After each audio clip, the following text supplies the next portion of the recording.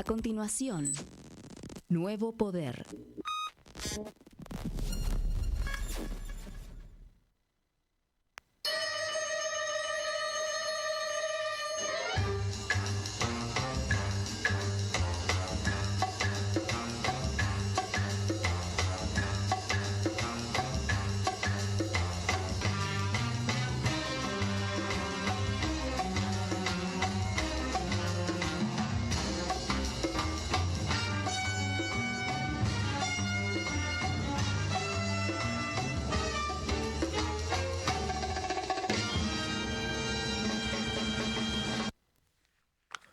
Buenas amigos. Buenas y tardes amigas. para Santificar Evita. Muy bien, ahí está. Ahí está. Qué grande. Vamos ahí. Me tengo que poner el aparequio este.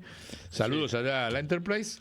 Estamos con el programa número 240, ¿no? Más o menos.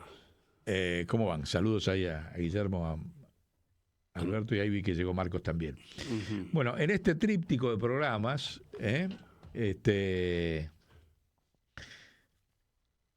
vamos por la positiva. En los primeros, en los últimos dos, describimos realmente cómo funciona el poder colonial en nuestro país, y ahora vamos con una propuesta de la positiva, pero que no es solamente para la Argentina, es para el mundo. Sí. Ahí tienen la carátula. Bueno, la Droña Sonia sigue allá en África. En África.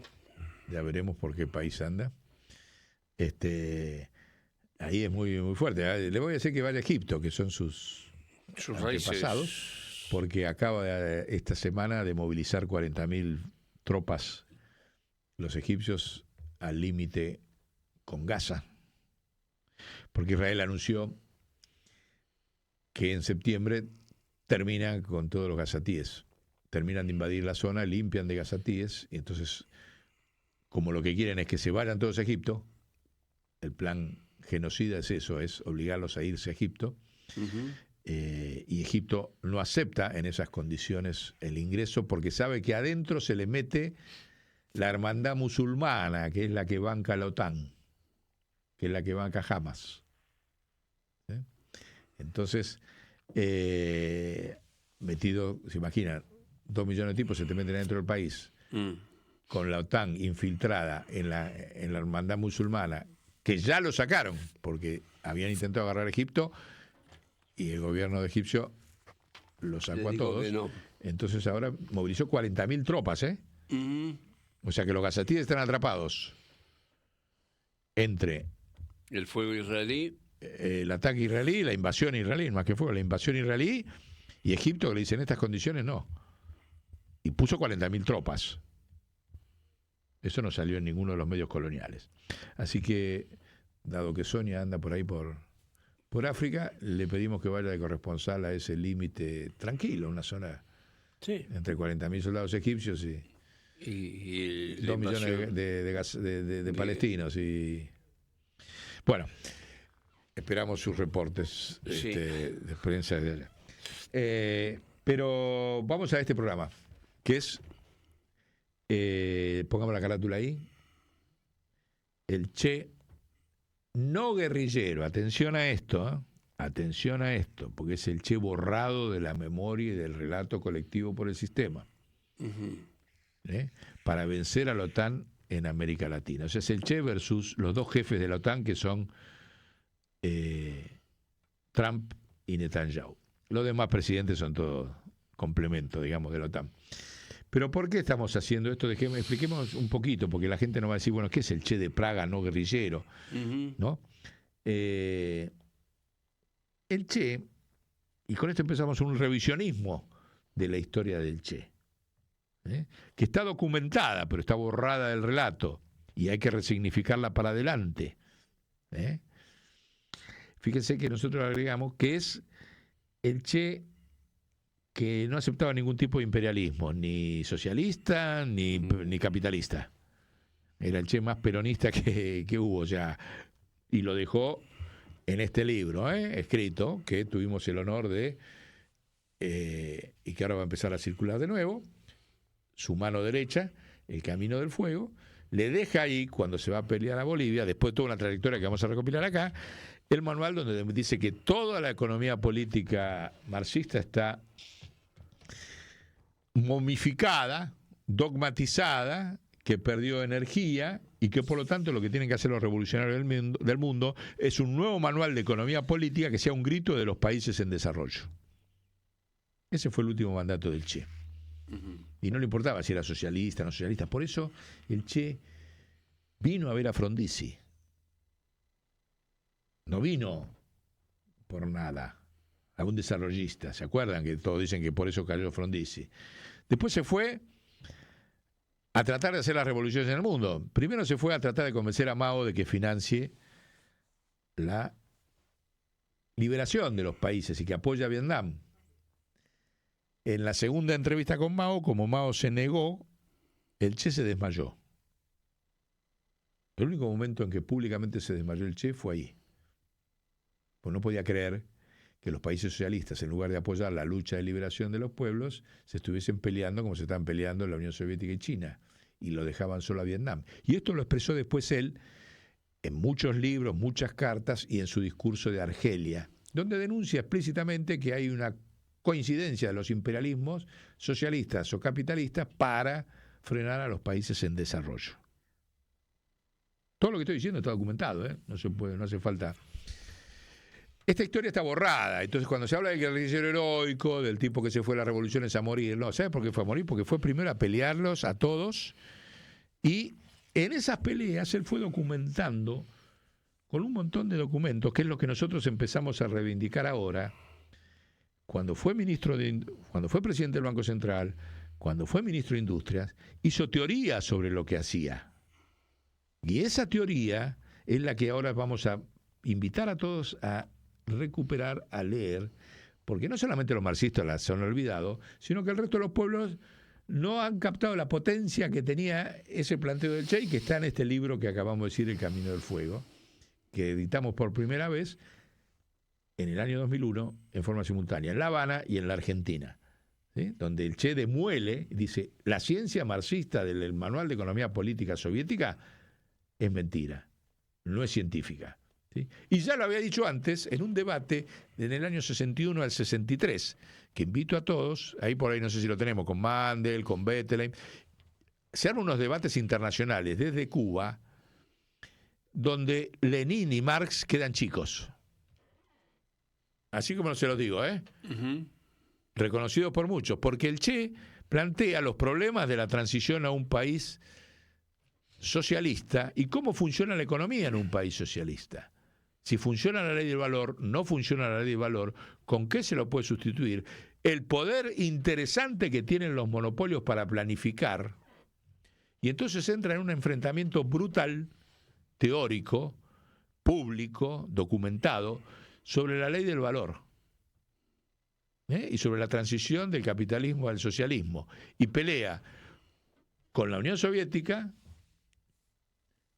y pelea con el trotskismo y pelea con el eurocomunismo en términos teóricos, en Europa, con el Partido Comunista Francés, con Charles Bettelheim, Ernest Mandel y con todos los científicos de la Academia de Ciencias de la URSS, y escribe en este libro que todos están equivocados.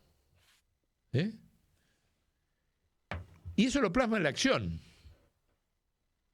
Y la economía socialista cubana, Fidel, en una especie de peronismo que habrá que evaluar si fue correcto o no fue correcto, tenía las dos versiones de cómo organizar la revolución socialista en Cuba.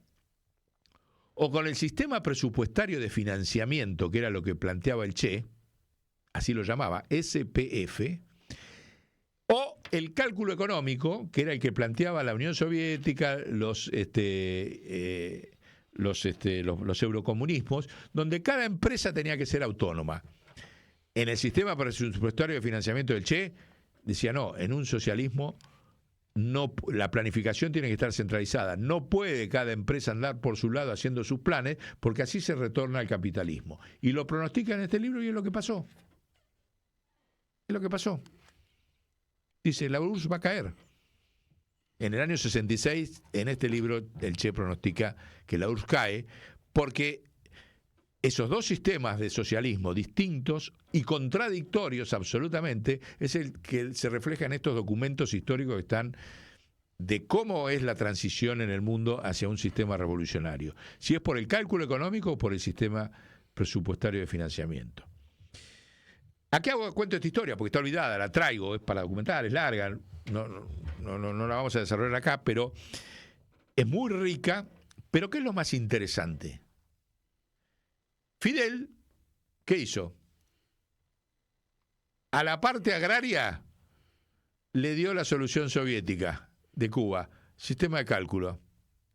Y a la parte industrial y comercial, el sistema del Che, del sistema presupuestario centralizado de financiamiento. Y esos dos sistemas colisionaron. No hubo una síntesis. Fidel no dijo el sistema del Che. O el sistema de... Sí. ¿Sí? O una... Es otro juicio que hubiese pasado si definía uno, pero la realidad es eso. Ahora, ¿qué es lo que me interesa ahora? No voy a hacer un revisionismo sobre la historia económica de Cuba ni este debate, sino que este es el aporte que hacemos nosotros desde el Observatorio de la Riqueza, que es el siguiente. Y escuchen esto porque nunca se dijo.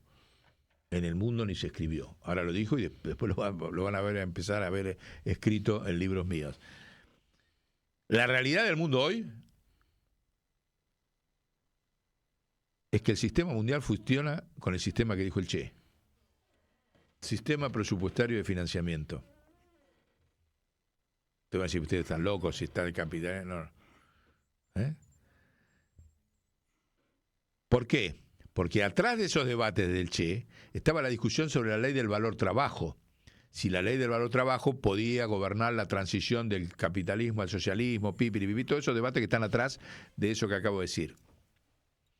Ahora, el pensamiento más puro de los Grundrisse, que son los borradores de Marx, donde dice que la ley de valor con la revolución tecnológica se va a extinguir. Y el Che no llegó a vivirlo porque los Grundrisse aparecieron después de que él murió en Bolivia, entonces no los pudo leer. Pero ¿cuál es la realidad hoy? Que la ley del valor se extinguió.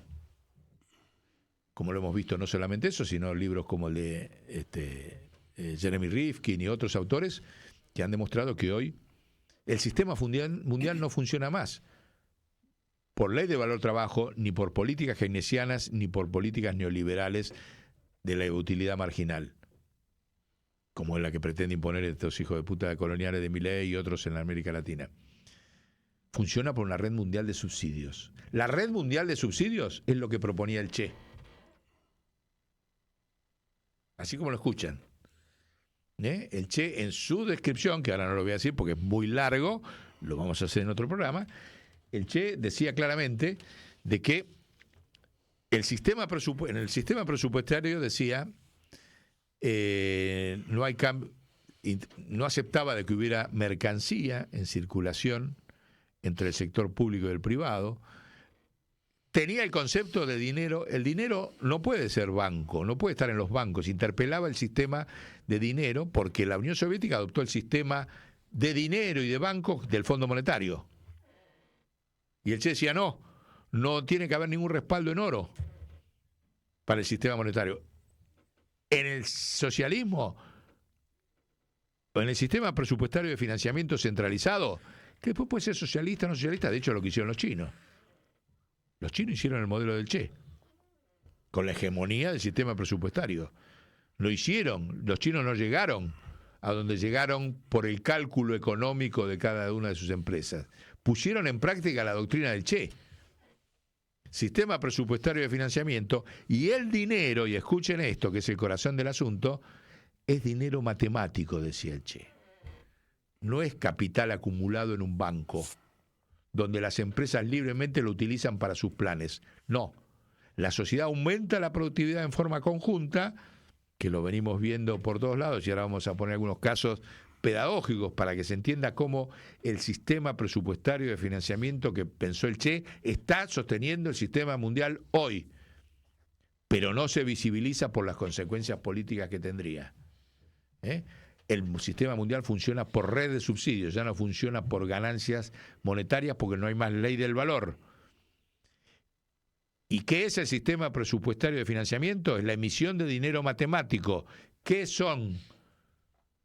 ¿Qué es la famosa valorización financiera? Los sistemas que se dicen de deuda si no es dinero matemático. Yo les pregunto, supóngase que mañana viene Dios, baja Dios con una valijita grande y dice, vengo a cancelar las deudas del mundo. Las supuestas deudas del mundo. Y ese es un tema para el Tribunal de Eufemismos, esto que voy a decir. A ver, dale. Viene Dios con una valijita y dice, acá traigo 6 PBI, que es la deuda del mundo, mundial. Abre la caja y dice, ¿cómo? Y dice, a ver, vengo a saldar las deudas para empezar de nuevo. ¿Vieron el jubileo? Sí, exacto. Y dice, vengan los acreedores. ¿Quién se presenta a cobrar? Los 8 PBI que debe el mundo. Nadie. Porque no existen. Porque esa deuda está sostenida por el dinero matemático que dijo el Che, a través de la emisión de monedas y todos los sistemas de papelitos.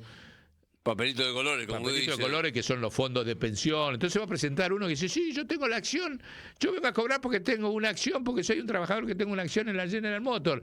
Dios, a mí me tienen que dar 3 pesos. O no se presenta a nadie o se presenta a los 8.500 millones de tipos por algún lado que le debe supuestamente el conjunto de la deuda. No va a aparecer un Bill Gates, ¿eh?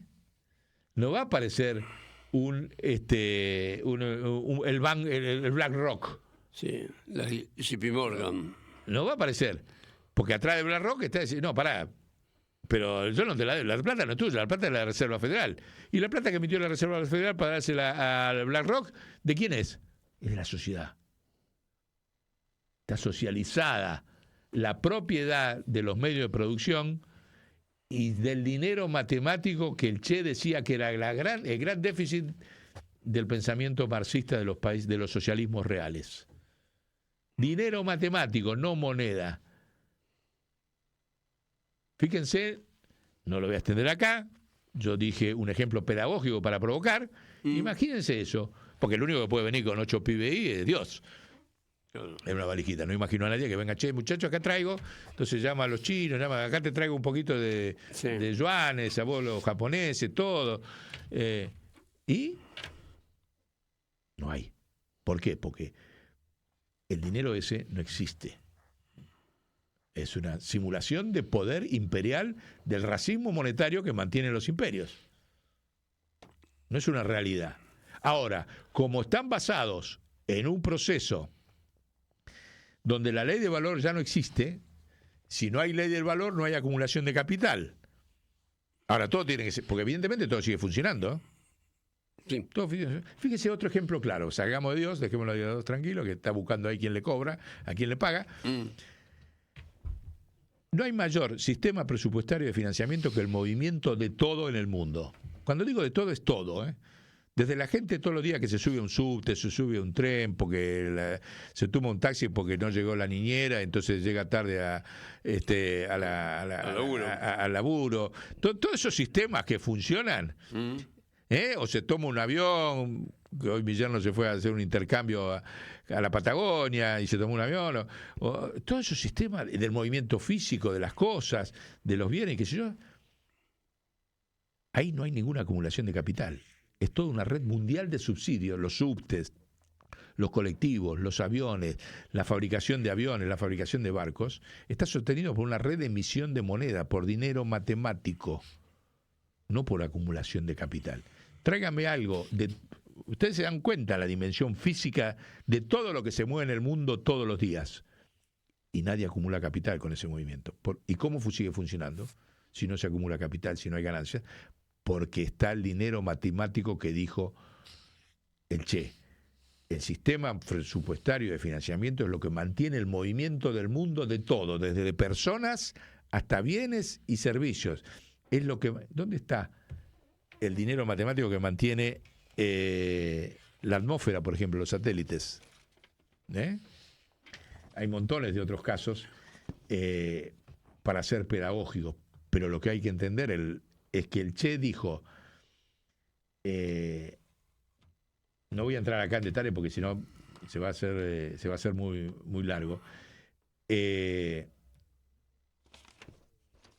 sistema presupuestario de financiamiento, ¿en qué se enfrentaba? Decía, los monopolios son sabios administrando, decía el Che. Tienen métodos de administración de la riqueza, y por eso hablo del Observatorio de la Riqueza Padre Arrupe, mucho más eficientes que los sistemas de cálculo que tiene la Unión Soviética. Es más, lo decía. Admiraba el inicio, porque él vivió el inicio de la computación. Dice, acá está el futuro de la planificación. Y nosotros tenemos que aprovechar tenemos que aprender de esa experiencia de medición y de cálculo y de planificación centralizada, no descentralizada en empresa que cada uno haga lo que quiera, para que la transición hacia otro sistema judicial, otro sistema de desarrollo, sea eficaz. Porque ellos son más eficaces que nosotros, decía. El Che lo decía. Entonces tenemos que aprender de eso y meterlo dentro del sistema presupuestario de financiamiento. Todo eso está en estos debates que después se los estoy anticipando, ¿no? Pero ¿qué les quiero decir? Para adelante. Yo sé que muchos se van a agarrar los petes, está loco, que yo, bueno, estudien todo esto que le dije yo y después vamos a seguir la discusión. ¿El problema cuál es? Que ya el sistema presupuestario de financiamiento está sosteniendo el mundo, pero el sistema de comunicación mediática se encarga de que eso no se visibilice. Por eso no hay convención de comunicaciones en el mundo. La única cosa que no está pactado, fíjense, es que los medios de comunicación son un monopolio que manejan 20 empresas en el mundo y que planifican la invisibilización de esto, de que la propiedad ya está socializada, de que no hay ley de valor, de que no hay ley no hay acumulación de capital, que hay una red de subsidios que sostiene todo en base al dinero matemático emitido por todos los bancos centrales del mundo, en miles de formas, de eso no se habla. Porque si eso, los medios de comunicación hablaran de eso, automáticamente la academia empezaría a hablar de eso y saldría de su estado actual de neutralización mental y de categorías de interpretación de la mutación en curso. Y se generaría un cambio político. Entonces, nuestra convicción, que la vamos a demostrar, es que hoy el Che ganó en el mundo, en el terreno teórico y en el tema de la planificación. Y el imperio, en su intento de frenar su decadencia, oculta ese triunfo. Administra ese criterio que dijo el Che, bueno, si no hay ley del valor, pongamos red de subsidios, pero no digamos que todo funciona por subsidios, sigamos diciendo que hay es el esfuerzo y el mérito. El esfuerzo, el mérito, la acumulación del capital, sí. Porque si no, chau, no necesitamos patrones. Todo. Sí. No necesitamos imperio, no necesitamos patrones, no necesitamos fondo monetario, no necesitamos nada de lo que existe. No necesitamos portaaviones. No necesitamos nada. No, ni hablar. Portaaviones no necesitamos. No hay no hay nada más sostenido en el gasto en el mundo, aparte de esto que el gasto militar. El gasto militar es dinero matemático. Claro. O vos me vas a decir que alguien acumula capital tirando una bomba, o fabricando un avión, o fabricando un portaaviones. No. Está sostenido en el mundo por la red de dinero matemático que previó el Che. No para eso, de luego, el Che lo previó. Claro. Los tipos lo hacen y lo silencian y lo disfrazan. No, tengo que tener gasto militar porque tengo un terrorista islámico, entonces ahí voy. Sí, sí. ¿Está? Todo mentira. ¿No? Pero estamos planteando un paradigma revolucionario, volvamos a la carátula, que significa traer al Che para el siglo XXI, no como guerrillero, porque el tema del guerrillero oculta esto. Y hoy el guerrillero heroico. Entonces, a ver, ¿quién te va a seguir en una guerrilla? Primero que una guerrilla no dura 2 segundos. Claro. Salvo que esté mantenida por la OTAN, como el caso de Hamas. Nadie va a seguir ese. Entonces, hablen de eso. Ponete la camiseta, admirá que el tipo murió peleando en Bolivia, todo lo que quieras. Pero no lo estudies nunca, No lo interpreten, lo mismo que con Perón, no lo estudies nunca, Es lo que estaba pensando. Lo mismo. Sí, pero claro. Ocultémoslo, estudiémoslo. que vayan a... El sistema presupuestario de financiamiento, y esto que está diciendo acá lo escribí en el prólogo de este libro hace 20 años, que dije lo mismo que la comunidad organizada. No hay diferencia entre la comunidad organizada y el dinero matemático que planteaba el Che en el sistema presupuestario de financiamiento. Ese debate, que el Che lo planteó en el año 1966, o sea, han pasado ya... un montón. 66, 34 más 25, 50, 60 años. 60 años, ponele, que ha pasado. Y el debate empezó en el 63, él lo empezó de entrada. Sí. O sea que ya, no importa. Más de 62 70 años de debate sobre esta cuestión científica de cómo funciona la sociedad humana. Porque este es un libro de antropología económica y cultural, no es un libro de ciencia económica. Sí. Y entonces, eso ya pasó. Porque al extinguirse la ley del valor, el sistema con habilidad dijo, bueno, esto hay que fabricar los subsidios y disfrazarlos. Sí. Y ahí viene el eufemismo de la deuda, esto que viene Dios que quiere pagar y nadie le quiere cobrar porque no sabe quién es el dueño. Sí. Hay algo que yo venía pensando y ahora me animo a por ahí, no sé si lo dije en algún momento, pero así rapidito. Resulta que estaba Cristo ahí paseando por Galilea, ¿sí? Y alguien le agarra y le plantea el tema del laburo y demás, ¿no? Y Cristo agarra y le dice, ¿pero para qué te matás laburando? Viste que los pajaritos no laburan, los árboles no laburan, las flores no laburan, está todo bien pintado, todo bien... ¿Por qué te matás? Y yo, de charlar con vos y todo del Observatorio de la Riqueza, me puse a pensar en el pajarito y alguna ley biológica o alguien se puso a ver, ¿sí? Porque uno dice, bueno, yo siempre pensé, bueno, el pajarito, sí, que viste, chiquitito, ¿qué va a comer un pajarito? Claro, y está con lo justo, ¿sí? Y no sé de dónde saqué el dato, de algún biólogo conocido, alguien por el estilo, che, el pajarito come 7 veces el peso. Así que sobra...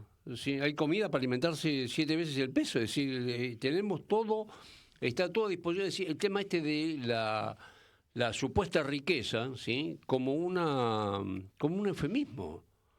Bueno, siempre un justamente, problema de acumulación. Sí, pero el eufemismo está en la ocultación monetaria, en el velo monetario sobre esa super riqueza que vos decís. Claro. Que acá nosotros anticipo también una categoría nueva para la interpretación. El problema no es la sobreproducción, que fue una categoría que pensó Keynes, Smith, Marx y el Che y todos. Estamos en otra etapa. De esa sobreproducción salió el imperialismo, etapa superior del capitalismo, que describió muy bien Lenin, pero eso fue hace 100 años. Hoy estás en otra situación, que es la exponencialidad productiva. La flauta. No es lo mismo que sobreproducción, porque la exponencialidad productiva, coherente con lo que voy a decir, no tiene límites. Y eso es lo que decía... Marx en los Grundrisse y el Che en esta crítica a la cuestión política, a la economía política marxista equivocada. La revolución tecnológica hace que cada vez sobre más lo que vos decís, y entonces vos tenés que cambiar la forma monetaria para que circulen las cosas. Es lo que hizo el sistema y no hizo el socialismo, y por eso cayó. Y el Che decía, en sus curvas, decía, si la conciencia, porque esto implica la conciencia de lo que está pasando en la sociedad y cómo se soluciona y cómo se pacta. Cómo se pacta en el sentido de civilizatorio, ¿no? Si la conciencia va más atrás de la evolución de la fuerza productiva, el sistema cae. Y ahí el Che tiene otra dimensión en estos libros. El Che es un pensador sistémico. No es solamente un pensador revolucionario. Y en la esencia del pensamiento sistémico del Che está que el desarrollo de esa tecnología tiene que ir armónico, en equilibrio, como decía Francisco, como decía Teilhard de Chardin, con la conciencia. Porque si no hay una separación de la velocidad de esa revolución tecnológica y de la exponencialidad productiva, y la conciencia no la acompaña, el sistema se cae. Y es lo que se está viviendo ahora. Y por eso decía, se va a caer la Unión Soviética, porque la Unión Soviética no tiene un programa político para que la conciencia avance con el desarrollo de la fuerza productiva, y se va a caer, y lo dijo en el 66 y se cayó en el 89, que después Fidel dijo, uy, el Che era divino. No, adivino no, era científico. Y ese pensamiento sistémico, más allá de la forma política, es lo que se está viviendo hoy. Esta incapacidad de las élites, que hay que reemplazarlas a todas en el mundo, y esa es la propuesta de la carátula, pongamos la carátula... Sin exclusión. Sin exclusión, es porque el sistema que se ha generado en el desarrollo productivo, déjalo ahí, en el sistema ese, los tipos ya no saben, tienen la conciencia, no tienen conciencia de lo que han generado. ¿Vieron como Frankenstein, que generó un monstruo, se lo morfó? Bueno, lo mismo. Y no tienen solución.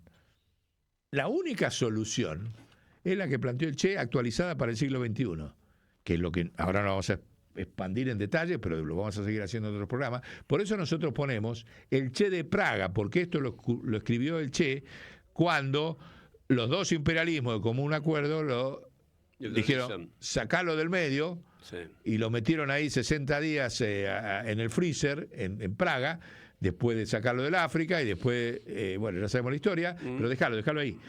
Y ahí en Praga escribió esos capítulos, ¿sí? Ahí en Praga escribió este libro que les estoy mostrando acá, y fue donde dijo, el futuro del mundo está en el sistema presupuestario de financiamiento. Y es lo que ha pasado. Eurasia le ganó a la OTAN porque armonizó, jerarquizó el sistema presupuestario de financiamiento por arriba del cálculo económico. La OTAN perdió históricamente porque siguió jugando con el cálculo económico, como perdió la URSS. Por eso hoy Eurasia son los jefes del mundo y la OTAN no sabe cómo salir, no sabe cómo seguir. Pero fíjese la potencia que tiene la actualización de revisión teórica que estamos haciendo. No hablamos del Che guerrillero porque es inviable. Y esa propuesta tiene que salir de América, como dice la carátula. De América. Fíjese que no dice América Latina solo. Dice América. Es América para el mundo. Porque Eurasia no puede discutir esto, Europa no puede discutir esto, pero los americanos sí. Y cuando digo América estoy hablando del latinaje adentro de Estados Unidos. O el Islam adentro de Estados Unidos que va a ganar ahora en Nueva York. O los latinoamericanos, pero no nos podemos quedar con la cuestión de Latinoamérica solo. Y ahí viene bien el tema de Luther King, todo. No alcanza, sí. Todo. Entonces se cuenta que hay que desembarcar con el Che adentro de Estados Unidos, con este Che. Hay que desembarcar en Latinoamérica. Evo está picando, fíjese, el pobre Evo está ahí resistiendo, oculto en la selva boliviana, como una víctima de la colonización, y Evo esto lo va a entender. Hay que ir a hablar con Evo. Ahí va a ir Alberto, a hablar con Evo a la selva, a llevarle toda esta idea de que sea Evo el que lidere desde ahí este replanteo teórico.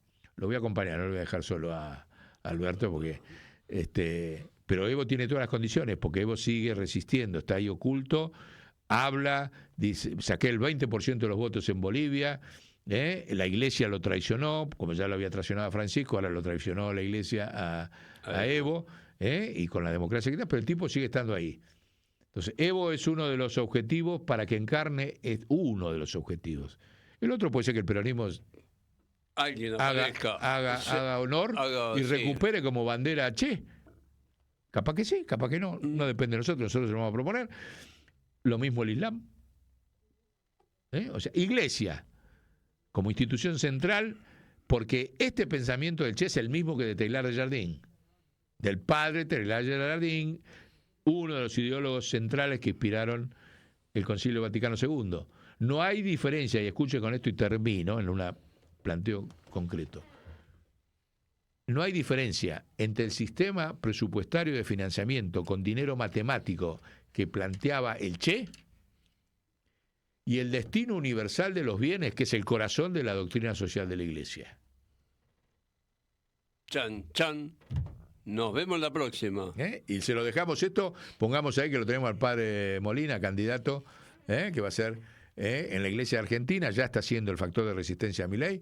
Ahí lo tiene al padre Molina, que va a ser candidato por Santa Cruz a diputado nacional. La primera vez que entra un sacerdote en este congreso de mierda. Va a haber un sacerdote, va a ser la única luz ahí adentro. Y él va a tener la gran posibilidad, porque va a entrar a diputado por Santa Cruz, de producir esta fusión de Teilhard y del Che. Y se la vamos a llevar. Y que el destino universal de los bienes es lo mismo que el sistema presupuestario de financiamiento. Y estoy seguro que el Colombo lo va a bancar y lo va a apoyar. Bueno. Nos vamos. Chau. Hasta luego. A continuación, Nuevo Poder.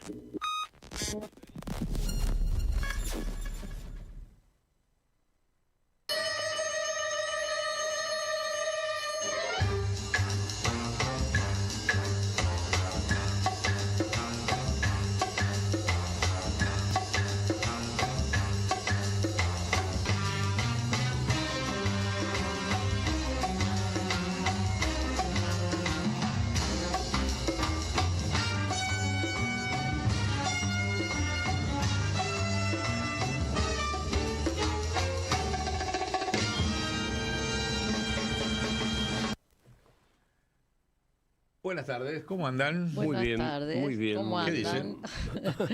Acá andamos. Acá andamos. ¿Qué programa? ¿Qué número? Que no es poco. 162. 162. Ujú. ¿162? Sí. Muy bien. Bien, si usted lo dice, Doronia Sonia, ahí andaremos. Bueno, Dudas luego existes. el amigo Remigio, ¿bien? ¿Todo bien? Bien, sí, acá andamos. Tirando. Saludos. Saludos de Pablo Vázquez. Ah, bien, Bien. bien. Sí, Pablo nos acercó un libro que vamos a hacer un programón, pero acá lo tengo. Mm. Y está trabajando el tema me dijo de actualizar el escrito que hizo sobre las relaciones entre Perón y la Unión Soviética. ¿Te acuerdas cuando vino? Sí, sí, sí. Y que la verdad que yo, revisándolo, y tiene que ver con lo que vamos a hablar hoy, fue la primera ruptura de Yalta. El acuerdo de Perón, para los que no saben. Yalta fue el acuerdo que hicieron después de la Segunda Guerra Churchill, Stalin y ¿quién era? Roosevelt, creo. Roosevelt, ¿no? sí. Roosevelt, Sí, sí, sí. donde acordaron una cierta división, una cierta limitación de espacios socialistas y espacios capitalistas, ¿no? Sobre todo en Europa y en el resto de los continentes. En Europa fue donde, bueno, se apareció el bloque de los países socialistas, se dividió Alemania socialista, Alemania capitalista. Bueno, eso se conoció como el Acuerdo de Yalta, que siempre lo tuvo Perón como un eje permanente de mantenerse básicamente la tercera posición entre esos dos bloques y en acciones internacionales. De ahí el movimiento de no alineados surge como respuesta a ese bloque de Yalta, que implicaba que en esa línea informal de qué país, que los dos sistemas no disputaban hacer revoluciones del otro lado, o sea, los socialistas hacían las revoluciones hasta ahí, hasta los países que formaban parte de lo que fue después el Pacto de Varsovia, los países capitalistas no se metían a hacer revoluciones en los países que eran socialistas. Desde luego Eurasia quedó afuera de eso, porque no participó, pero a América Latina y África estuvimos sometidos a ese acuerdo, ¿no? Donde los movimientos revolucionarios de esos dos países eran muy parcialmente, no eran apoyados, incluso Vietnam no fue apoyado y lo denunció el Che, en el marco de ese acuerdo de Yalta. Bueno, la primera ruptura que se hizo fue de orden comercial, no política, que fue esto que trabajó muy bien Vázquez sobre el tema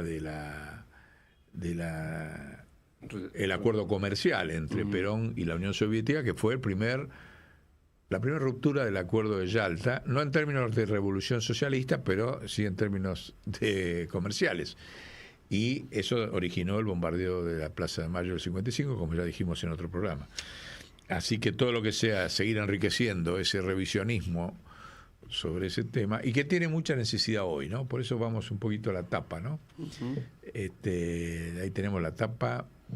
Bueno, miren, en el medio de este momento, ayer acaba de ganar Trump, que barrió por todos lados, ganó, hacía 25 años que no ganaban así los republicanos, porque no solamente ganó, no sé si ganó la mayoría del Senado, que antes lo tenían los demócratas, ganó con 5% de diferencia de votos, y no sé qué pasó si ganó la mayoría en diputados también, con lo cual tendría la suma del poder político de Estados Unidos, pero a su vez ganó en la mayoría, que es otra cosa que vieron que allá se gana por electores, podés perder en el voto popular y ganar en los electores. Bueno, acá ganó en las dos cosas, ganó en la mayoría popular y ganó en los electores, de luego. Así que tiene la suma del poder político, también tiene el poder judicial a su favor, la Corte Suprema es conservadora. Es interesante el fenómeno que se abre ahí. Vamos a ver distintas interpretaciones, vamos a escuchar un poquito a un reportaje que le hace Berkovich a un periodista que de ahí... Tenenbaum, ¿no era? Tenenbaum. Tenenbaum, no Berkovich. Sí. Tenenbaum, a un periodista, John Lee Anderson, Yo voy a agregar antes de escucharlo que lo más serio que escuché sobre cuáles son las razones por las cuales ganó de esta manera abrumadora Trump es, en primer lugar, por la inflación. En segundo lugar, por 3 razones. En segundo lugar, porque promete terminar con la guerra en Ucrania y la paz y la guerra en Israel. Y en tercer lugar, porque los americanos están desesperados porque ya no acceden a la vivienda. O sea, el modo de vida americano, el famoso, todos los gobiernos prometen de que la gente va a poder volver a comprar su casa, y la caída salarial es tan grande de ingresos que hace que no puedan acceder a la vivienda que antes se accedía en créditos a 30 años. Esas son las 3 causas más serias que escuché yo, que son la causa por la cual barrió de esta manera Trump, porque obviamente incumple los demócratas, incumple todo gobierno que gana, como ninguno se escapa a la cuestión estructural que venimos diciendo nosotros, la revolución tecnológica deflacionaria. Todos suben con promesas que después ninguna puede cumplir. Como no pueden cumplir, los pueblos castigan. Esa es la dinámica. Lamentablemente, pero viene bien escucharlo ahí en el programa a Anderson. Y después van a ver cómo me disparó escucharlo, porque les voy a contar rápidamente. Yo decía, bueno, la revolución tecnológica deflacionaria no la va a poder revertir Trump, no la va a poder revertir Milei, no la va a poder revertir Netanyahu, no la van a poder revertir los BRICS. El proceso sigue más allá de un día donde un montón de gente va en una cajita y pone un voto para seguir simulando una democracia. El problema es civilizatorio, estructural, y eso no se resuelve con un día donde cambia un jetón que asume el presidente y después la deflación se lo come vivo, sea quien sea. Por eso nos animamos a decir ahí, pongamos la carátula, decimos, bueno, cuando terminen de fracasar Trump, Milei ya está fracasando. En la primera semana de noviembre va un 10% de aumento en todos los precios de los alimentos. O sea, se acabó el mito y la mentira del 3%. ¿Se le escapó la inflación?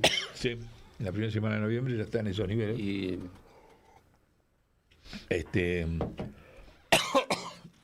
entonces, todos van a seguir fracasando. Y entonces dijimos, y después de que siga fracasando, los progresismos ya fracasaron, ya no tienen ni discurso. ¿Quién viene? Y en la carátula otra vez dijimos, vuelve a aparecer el Che. Por fin. El por Che fin. teórico. Y ahora van a ver lo interesante de que me disparó esta interpretación que hace Anderson de la elección allá, pero a su vez les explico por qué el Che teórico. Porque es el teórico heroico. Nosotros no vamos a reivindicar al guerrillero heroico, porque con eso se tapa lo más profundo, que es el teórico. Nadie lo conoce, lo teórico. Todos se quedan con el romanticismo. Mirá qué heroico, que es verdad, ninguna discusión. Pero no es lo útil hoy. Hoy lo útil no es que se fue de la revolución y murió combatiendo y qué sé yo. Si no conoces el teórico, que va a ser el que hablamos ahora. Y que nosotros lo descubrimos gracias a este periodista americano, John Lee Anderson. Y que a su vez, lo teórico, vamos a explicarlo, tiene es lo que viene después. El Che, la teoría del Che es lo que viene después de que sigan fracasando las formas políticas de los progresistas y las derechas, como se le dice ahora, ¿no? Antes de entrar en ese desarrollo, que es más abstracto, más teórico, escuchemos un poquito a John Lee Anderson. Yo le digo cómo llegué. Él hace una biografía, fíjate ahí, hay una biografía donde está 3 libros, que está la biografía que hace del Che, El Camino del Fuego, que es el que nosotros publicamos con los inéditos del Che, que es donde está la solución del mundo, está ahí, ese camino, pero también hay otro que sale en los 3, hay una foto que está ese Orlando Borrego, a quien el Che le había dejado todos los caminos para adelante en el terreno teórico. Ahí está, a ver. No es ese. No es ese. No. es la de John Lee Anderson, que es naranja, la tapa. Y esa teoría, ese planteo que deja el Che ahí,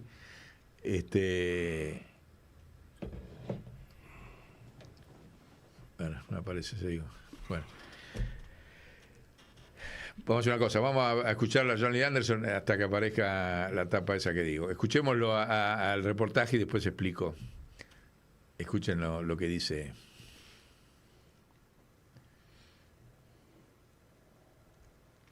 La sociedad norteamericana, volviendo a lo que decías, ¿no? Que tantos lo hayan votado por una serie de razones. Mucho es miedo en muchos casos instigado por él a través de una década de hablar, de repetidamente tener estos mítines y decir que la cosa va mal y señalar quiénes son los causantes del problema, que los demócratas, que los migrantes, etcétera, etcétera, sean musulmanes, sean negros, sean, entiende, hispanos. Entonces ha creado hinchada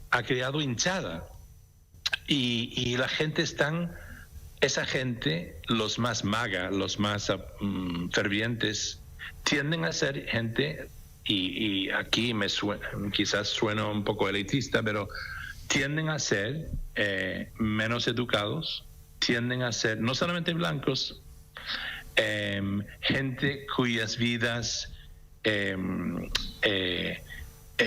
depende mucho de las voluntades de dueños de empresa o John, son vulnerables materialmente y son menos cultos, conocen menos mundo y tienen miedo del mundo. Él ha enseñado a la gente a quienes tienen que odiar o temer y creen en él. Yo creo que es tan sencillo por una parte como eso, y creo que por otra parte algo de crítica constructiva a lo que es la liberalidad o la izquierda es que los líderes del progresivismo han sido demasiado poco robustos en aceptar y asumir verdades incómodos. O sea que, por ejemplo, tomando el caso de inmigración en Estados Unidos, es obvio que Trump tenía algo de razón cuando señalaba la frontera abierta y el descontrol. Digo esto porque hasta Kamala Harris ahora, si habría ganado, habría terminado el muro. Ahora, él tiene una especie de genio tóxico en poder ver estas oportunidades en donde él ha podido meter la llaga. Si hace 10 años migración no era tan grande el tema, ahora sí lo es. Y en parte lo es porque lo señaló él, incluyendo las caravanas y oleadas de migrantes. Si bien comenzaron durante Obama, aumentaron durante Trump y no han parado porque ese mundo afuera que busca por venir va en manadas a Estados Unidos porque saben que Trump puede cerrar la puerta.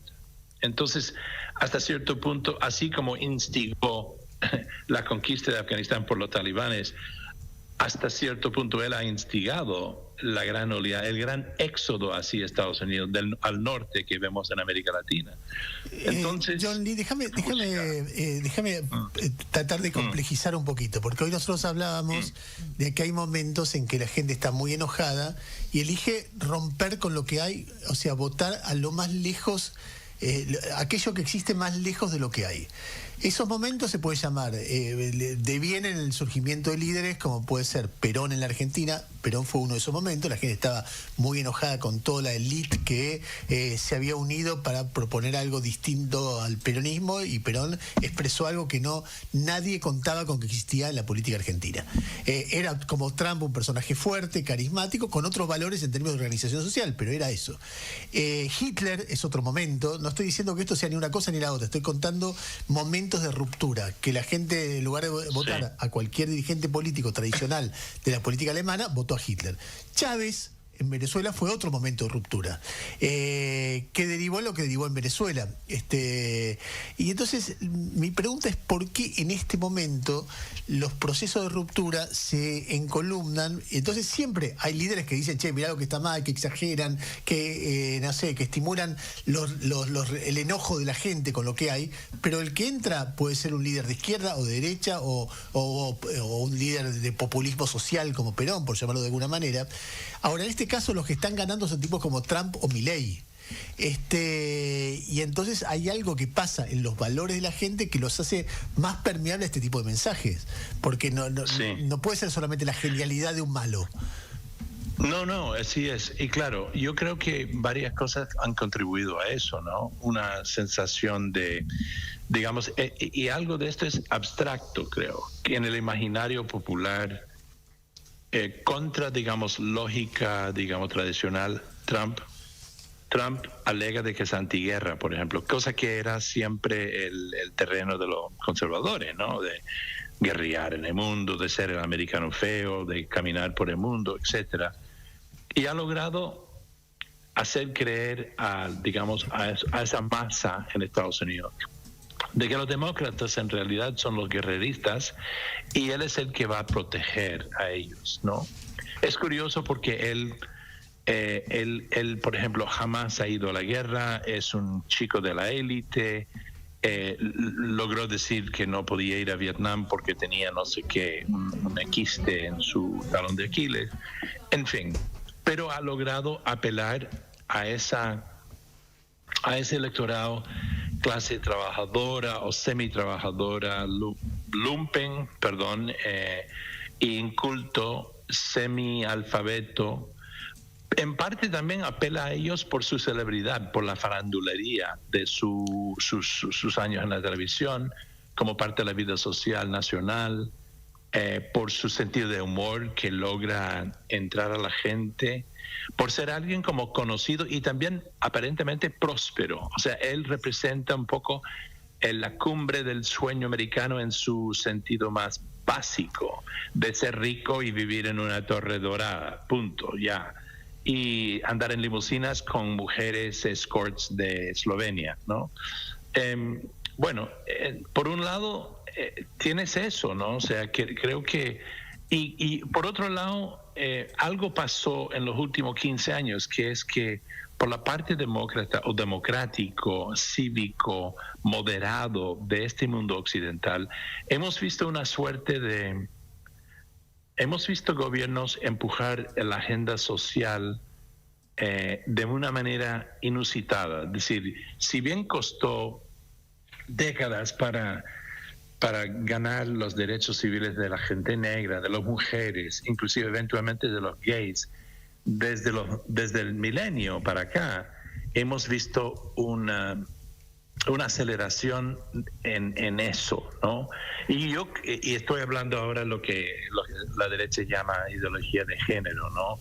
Que la política trans, que los matrimonios gay, empezó con los matrimonios gay, luego trans, y eso se ha convertido en una arma muy contundente, muy poderoso en manos de la gente de extrema derecha. De hecho, yo creo que eso juntamente con temor al otro, el desatamiento de las fronteras por economías fallidas y un poco esta oleada de migrantes que van y vienen, junto con eso, ideología de género, por llamarlo así, es algo que asusta a mucha gente que no son parte de la discusión, de la conversación cosmopolita, metropolitana, ¿no? Y si vas de un país a otro, sea el Brasil de Bolsonaro, Argentina de Milei, Estados Unidos de Trump, etcétera, Hungría de Orbán, Rusia de Putin, estos autócratas, esta gente han ganado en parte por incentivar recelos y odios a partir de esta cosa de la ideología de género, que te van a hacer a tu hijo gay, que no sé qué, que te van a, no sé, ¿entiendes? Ha sido algo, esto es anecdótico, pero lo he visto en todos los países en donde he andado, desde hace un tiempo, ¿no? John Lee, déjame Y yo hacerte... creo que es una de las cosas que los liberales, los progresistas, no se han cuidado en presentar bien o lo han hecho de forma muy acelerada. Ha habido una presunción de que el electorado los entiende y está consigo. Y al contrario, yo creo que hay una especie de mayoría silenciosa, como habría dicho Nixon en su día, que tiene recelo con eso, que no lo entiende y que no ha sido bien explicado. Y los oportunistas como Trump pues han aprovechado. John Lee, te agradezco mucho estos minutos, seguiremos charlando, seguiremos tratando de entender. Bueno, es interesante porque un observador del mundo, y que no mete los componentes que yo dije al principio, ¿no? No. Que no quiere decir que lo que ha dicho no existe realmente en términos sociológicos electorales. Sí. El miedo Esquiva. siempre sirve. El Inventar miedo, ¿no? y la administración de, como decía Scalabrini Ortiz, fabrican las dos tensiones para administrarlas. Por un lado te fabricaron esas ideologías, los progresistas te impulsaron, sin atacar el sistema, porque los progresistas no atacan el sistema, pero sí te plantean los temas que dice ahí, la migración, los temas de género, todos los ejes que él dice que en todos los países funciona igual, en Europa, en América Latina y demás, estimulados por la corriente progresista que contiene, que elimina el debate, y ahora va a venir importante el debate del Che, y por otro lado te fabrican a líderes que están en contra de eso, o sea, te fabrican un sector y te dice, acá viene el líder que viene a salvarte que tu hijo se haga gay.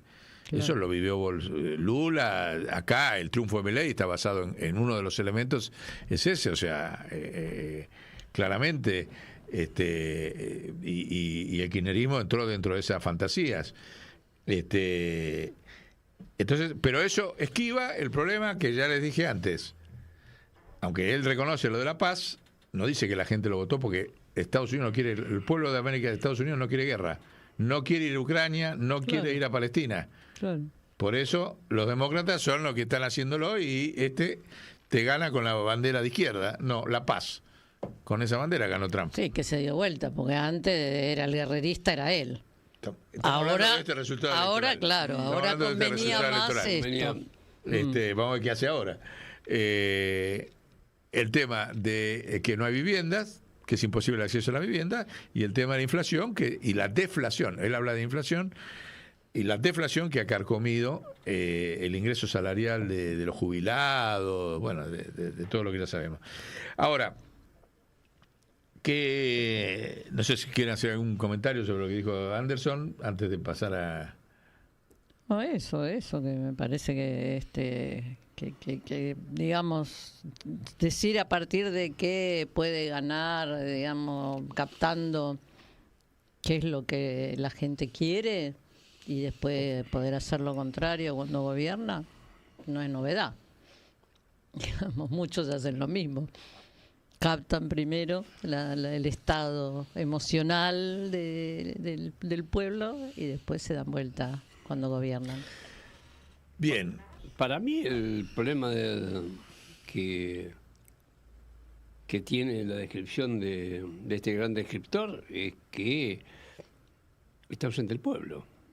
La necesidad del pueblo, la necesidad de la casa, la necesidad del salario, el trabajo, tener una familia como a mí me gusta, sí, vivir en forma armónica.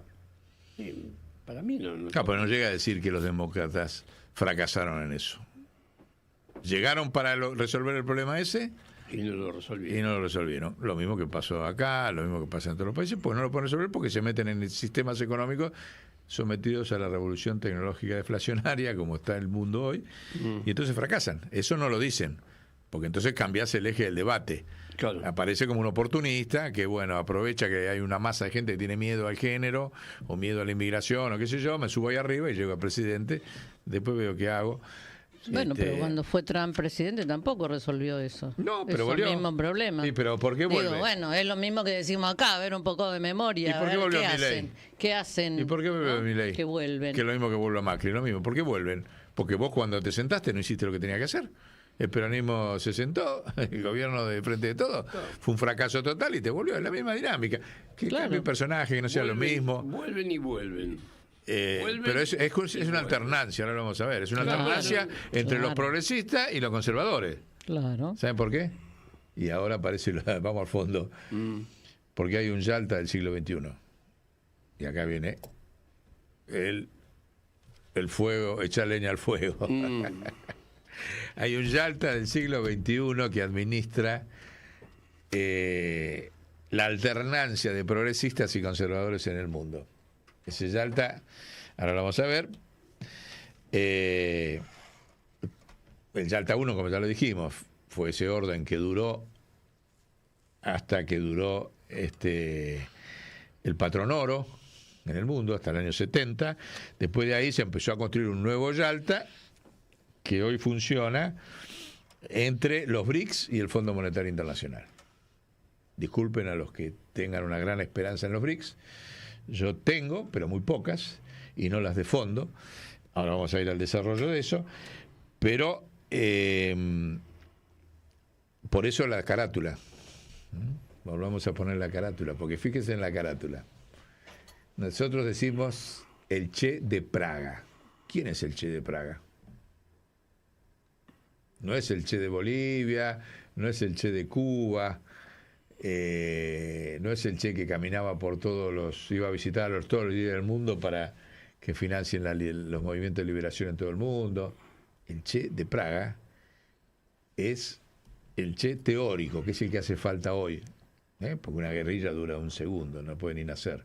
Así que el Che guerrillero tiene la dimensión heroica, moral, pero la inviabilidad histórica hoy absoluta. Ahora, el Che de Praga no tiene ninguna inviabilidad histórica.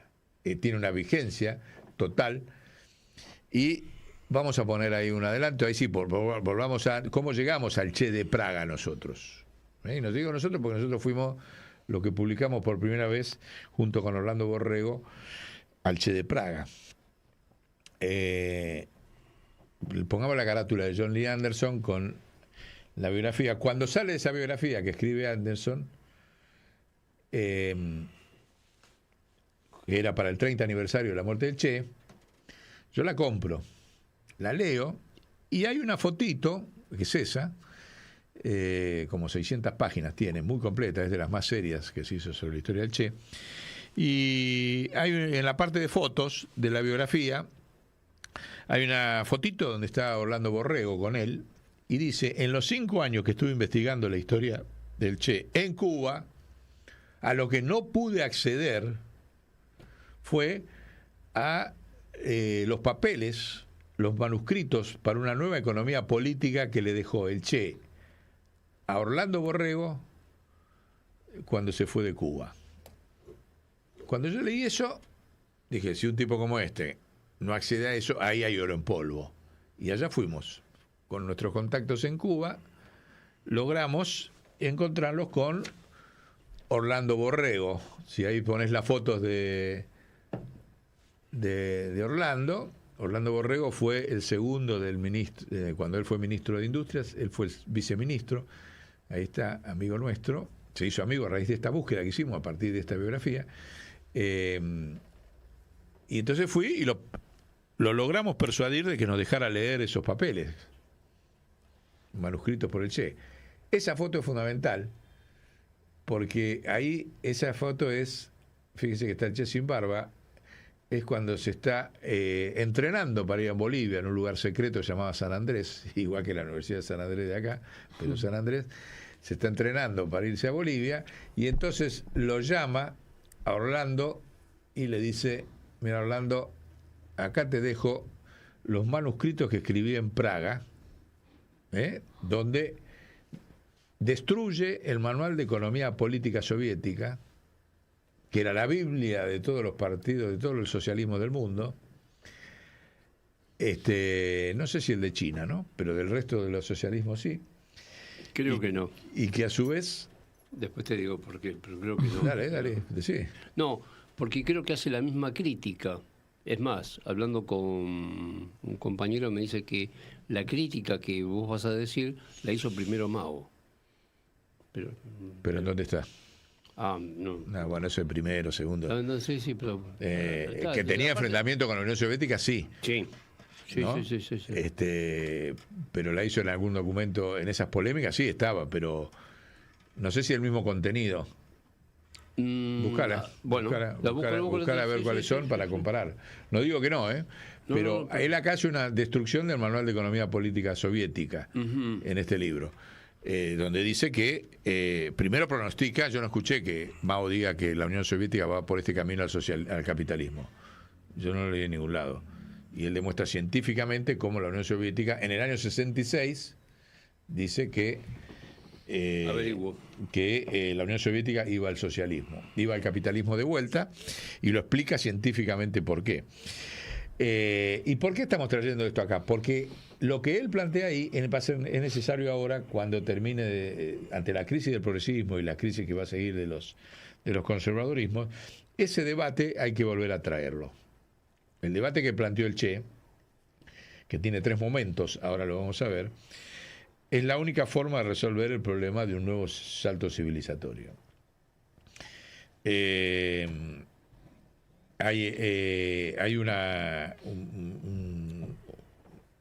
un planteo, lo vamos a leer en algunas partes, digamos, no vamos a leer todo,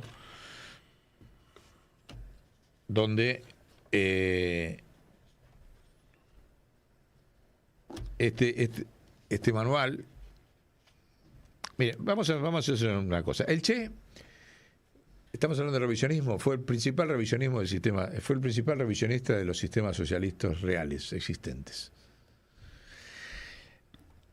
Fíjense, el primer paso, cuando vuelve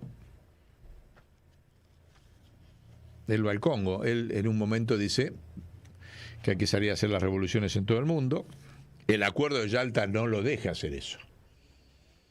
Va al Congo y la Unión Soviética le dice no, en el marco de los acuerdos de Yalta no se puede hacer revolución en el Congo. Pero el Che se va igual allá. Está durante 2 meses y de ahí lo sacan y está 2 meses en Praga, que es donde escribe este manuscrito y esta convocatoria. En realidad es una convocatoria, y así se lo deja dicho hablando Borrego, a que se escriba un manual de economía política que sea un grito de los países en desarrollo. Así se lo deja. Dice Vinagreta, así le decía a Borrego, te dejo esto para que con todo el equipo que trabajó en el Ministerio de Industria hagan cosa que no terminaron de hacer. Siempre le dije a Borrego, che, Borrego, vos no cumpliste la tarea que te encargó. Por lo menos, bueno, lo publicó. Pero ahora va a haber que hacerlo. Lo vamos a tener que agarrar nosotros.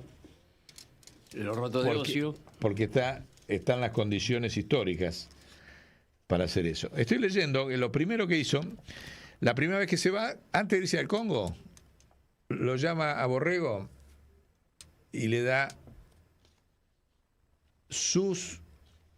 Capital, el libro del Capital de Marx, con sus anotaciones, que a mí me lo mostró, y después de ahí se fue al Congo.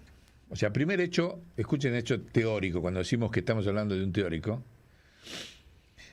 es que le escribe esto, y me lo mostró Borrego, porque los tenía en su caja fuerte, tenía el Capital, con el cual había estudiado el Che, y los manuscritos económicos de Praga. Dice Borrego, esta es la fuente por el Capital. Aquí aprendimos todos juntos, a tropezones, buscando lo que todavía es una intuición apenas. Estamos hablando Habana, 1965, el Che, presidente revolucionario, presidente del Banco Central, ministro de Industria durante 7 años que se va a hacer revoluciones en el mundo. Y define al Capital como una intuición apenas, no como una Biblia en que se convirtió después para el marxismo dogmático. Hoy que marcho a cumplir mi deber y mi anhelo, y quedas cumpliendo tu deber contra tu anhelo, te dejo constancia de mi amistad que pocas veces se expresó en palabras. Gracias por tu firmeza y tu lealtad, que nada te separa de la ruta. Un abrazo, Che, Habana 1965. Primer replanteo. El capital es una intuición. Dicho por el Che, apenas. Y dice, repito, esta es la fuente, el capital, aquí aprendimos todos juntos a tropezones buscando lo que todavía es una intuición apenas. Después, había habido previamente un gran debate, esto fue en el 65, entre 63 y 64, hay algunos libros ahí que tenemos en las fotos del debate, que lo reproduce la editorial Pasado y Presente. El Che plantea un debate con los grandes teóricos del trotskismo, del estalinismo y de la socialdemocracia. Que fue un debate famoso, ahí lo tienen. Che Guevara, Bettelheim y Ernest Mandel. Mandel era el líder del trotskismo, Bettelheim y el Che Guevara, donde plantean las discusiones sobre el funcionamiento de la ley del valor en el capitalismo y en el socialismo. Y ya plantea el enfrentamiento entre la teoría del cálculo económico y la teoría del sistema presupuestario de financiamiento. Ese es el gran aporte teórico del Che, que empieza ya en el 63, producto de su práctica y la reflexión sobre su práctica y el debate con los teóricos. Bettelheim era francés, de los partidos de izquierda de Francia, Mandel era alemán, del trotskismo alemán, del trotskismo internacional y qué sé yo, y él empieza a cuestionar las concepciones teóricas de ellos dos desde la práctica de haber hecho una revolución, no desde la teoría y la academia y qué sé yo. En esos debates, él plantea un concepto, y grábenselo, sistema presupuestario de financiamiento versus, y también lo debate con los soviéticos, ¿no? El gran debate ahí, versus cálculo económico. ¿Cuál es la contradicción ahí que plantea el Che? Dice, en el sistema socialista no tiene que haber cálculo económico, tiene que haber sistema presupuestario de financiamiento. El cálculo económico es para el capitalismo. Entonces, como los soviéticos llevaban adelante un cálculo económico por empresa que no era económicamente rentable tenía que desaparecer, dice, esa es la misma lógica del capitalismo. Así no, para eso seguimos como estábamos. Hace falta un sistema donde haya un sistema centralizado de emisión de moneda, por eso el Banco Central y el sistema presupuestario, que asigne en proporciones al plan la asignación de los recursos monetarios. No me interesa si una empresa gana plata o no gana plata, si hace falta para que la sociedad tenga yerba. ¿Sí? Si hace falta emitir, bueno, eso lo desarrolla el Che como una gran crítica y lo dice como la Unión Soviética abandonó el sistema presupuestario de financiamiento desde Lenin, dice el responsable de esto es Lenin, lo dice acá en este documento, vuelve al capitalismo. Cuando cayó la Unión Soviética, Fidel le reconoció, porque estos papeles Cuba lo tuvo guardado durante 40 años, porque la demuele a la Unión Soviética en todos los terrenos. Y lo estoy trayendo no por historia, sino porque es lo que va a pasar ahora en el mundo. Es lo que vamos a necesitar en el mundo, el sistema, van a ver ahora. Fidel dice, estábamos ante un adivino. No era un adivino, lo dice así. Era un observador. Era un científico, no dogmático. Era sin saberlo, seguía el método abductivo.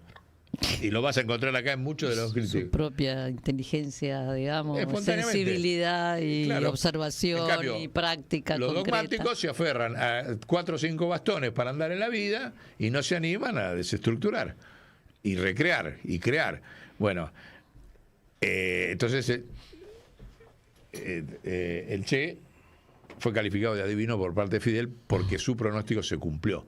De hecho, este libro, Borrego, cuando lo sacamos en la Argentina por primera vez, en Argentina y en Cuba, porque él pensaba que si lo metía en el dispositivo cubano no lo iban a querer publicar, y yo le decía, Borrego, a esta altura del partido, ya cayó la Unión Soviética, no hay nada que discutir sobre lo que había pronosticado el Che, y así fue. Ni bien salió publicado, Fidel lo mandó reimprimir 200.000 ejemplares, 400.000 imprimió Chávez, anduvo por todo el mundo, ¿tá? Pero él pensaba de que el partido no lo iba a dejar circular, entonces salió acá en la Argentina, ahí está la nota de Chávez donde le agradece el libro editado, ahí está, firmado por Hugo Chávez, y se lo hizo circular, porque él acá recupera toda la experiencia del Che como ministro de Industria, o sea, como organizador de la sociedad.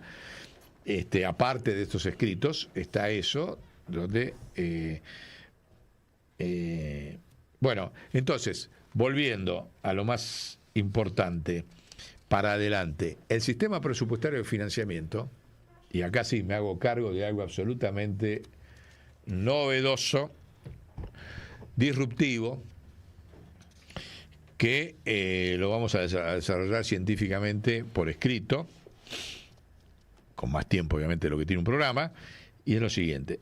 El sistema de financiamiento presupuestario de financiamiento es como funciona hoy el mundo, con estética capitalista, con estética china, con estética de la Comunidad Europea, con estética de lo que sea, se puso en vigencia. Usted va a decir, pero ¿cómo? Si estamos hablando de capitalismo y el Che te hablaba de...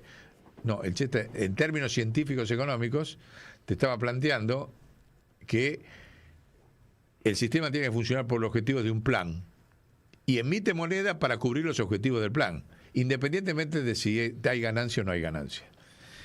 Cuando nosotros estamos diciendo, en muchos casos cada vez más masivos, de que no hay ganancia, y esto el Che lo vincula a la ley del valor, ahora lo vamos a ver en varias páginas, en varias de las observaciones que le hace al Manual de Economía Política Soviética, escrito hace 60 años atrás. Hoy la ley de valor es tan mínima, ya lo dijimos, que se funciona por emisión de moneda, emisión de subsidios, y esa emisión de moneda y esa emisión de subsidios en el mundo, con la estética de Estados Unidos, con la estética de la Comunidad Europea, con la estética de los chinos, con la estética de los vietnamitas, con la estética brasileña. Los únicos que no tenemos estética, pues somos un papelón, somos nosotros. Pero todo el resto del mundo emite subsidios estéticamente bajo su sistema político, de partido único en China, de unión de capitalismo y qué sé yo, bueno, en Estados Unidos, en la Comunidad Europea, lo que sea, desarrollismo en otro lado, como Brasil, bueno, no importa. Bajo la estética que sea, la realidad científica es que el sistema ya no funciona por acumulación de ganancias, sino por asignación de subsidios con un sistema presupuestario de financiamiento vía los bancos centrales. Lo que dijo el Che. ¿Sí? Entonces, el plan define, por ejemplo, Elon Musk, el amigo de Trump, hizo todo el desarrollo científico con plata del Estado.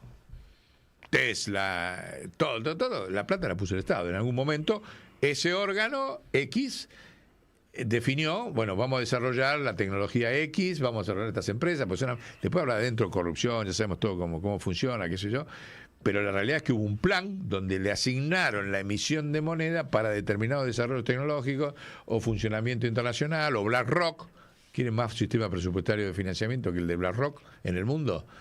Que le dice, tomá moneda, andá y comprá a todos estos países, como vino acá, se compraron toda la Argentina. ¿Y qué? La emitió la Reserva Federal, el sistema presupuestario de financiamiento, es el plan. O sea, desde luego, con otra lógica política completamente distinta a la que planteaba el Che, ¿no? Pero desde el punto de vista técnico, eso que decía el Che, que parecía imposible, hoy funciona. Y el planteo de traerlo de vuelta al debate es fundamental. ¿Por qué? Porque es disruptivo, porque el sistema mantiene la estética diciendo que hay ganancias. Y si vos demostrás desde la lógica de lo que escribe acá el Che, de que no hay ganancias y que lo que hay es emisión de subsidios en todo el mundo, en el esquema de sistema presupuestario de financiamiento de cada Estado, entonces Che tenía razón. Pero entonces el capitalismo ya no existe en términos económicos. Es una ilusión. Es una ilusión, es una estética y una ética que mantienen. Una estética. Una ficción, diría Brisky. Una ficción, diría Brisky, exactamente. Y una ética, porque también no tenés que sacrificarte, y todo lo que sabemos que significa la ética de la meritocracia, todas las pavadas que dicen, o que tenés que seguir laburando 8 horas, eso es una ética. Y una estética para ocultar porque no hace falta, ya sabemos perfectamente que hoy más fácil que nunca es. Ya se demostró en la pandemia, ¿no? Que no hacía falta laburar 8 horas, que con laburar un día por semana, 2 días, todo sigue funcionando. Bueno, pero eso es una disrupción política. Si se asume eso, entonces la élite de poder deja de ser élite de poder. Y encima se arregla lo ecológico.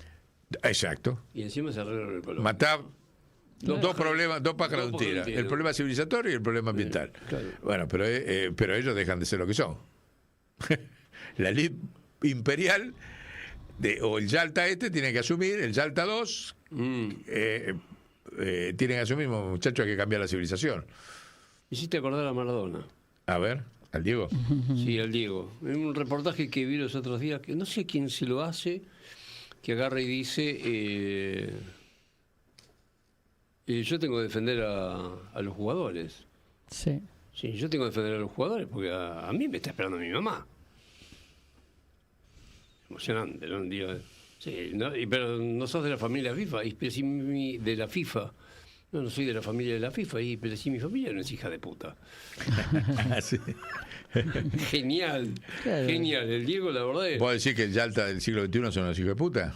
No, yo diría que son... Yo sí lo digo. Que, ¿Vos sí? Sí, que el lo Diego decía que eran unos esclavos los jugadores finalmente Claro, de la que- FIFA, ¿no? En que ese estaba reportaje esclavo de la que FIFA. mandaste. Sí. Claro, sí, sí. Está muy bueno. Sí, es verdad, es así.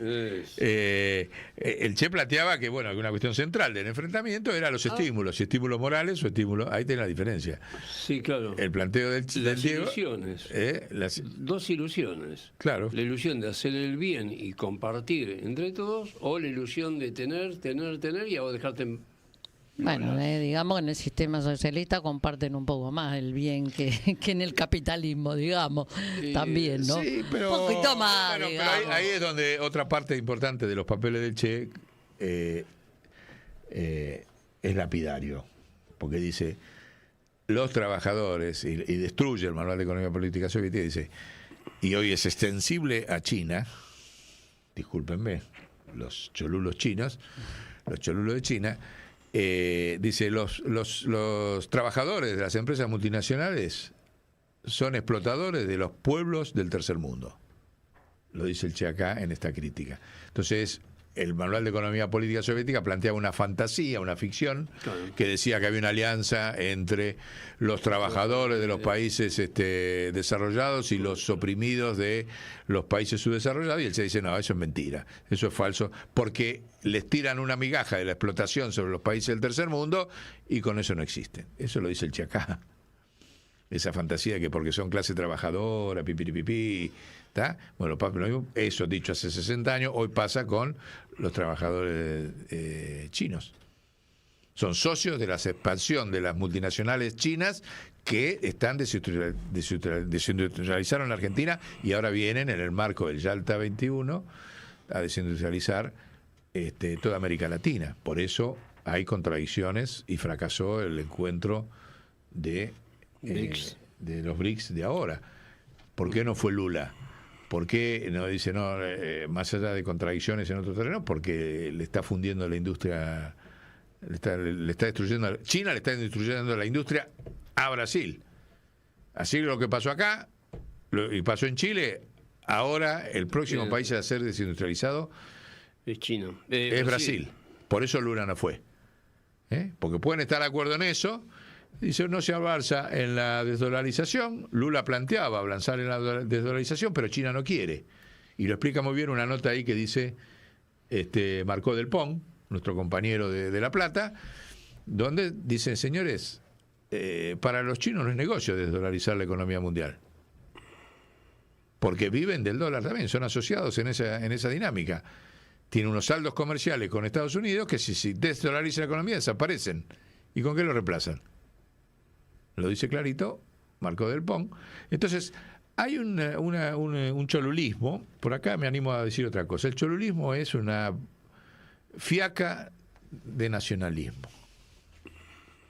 ¿Sí? Ahí está la nota de Marcó del Pont. ¿Una falsa esperanza? Falsa en tanto que es una falsedad que usamos para quedar... Hay sí, es una falsa, pero es una vagancia. Porque no se estudia. Leete al Che y vas a entender que los BRICS no van a funcionar. Leete los papeles de Praga, leete al Che de Praga, ponele otra vez ahí la carátula, y vas a entender que unos BRICS que están atando su desarrollo al oro,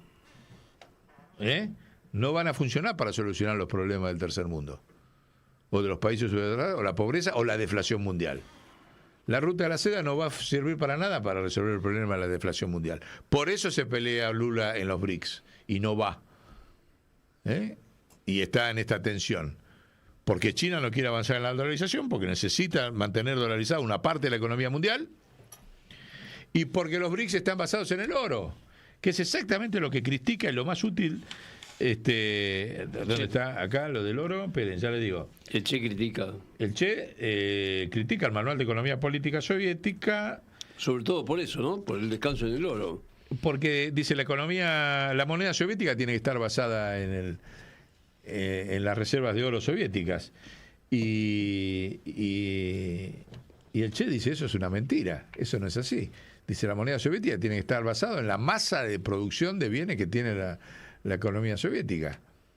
Entonces, ¿por qué te sometes al oro, que es una moneda, es un sometimiento a un dispositivo colonial?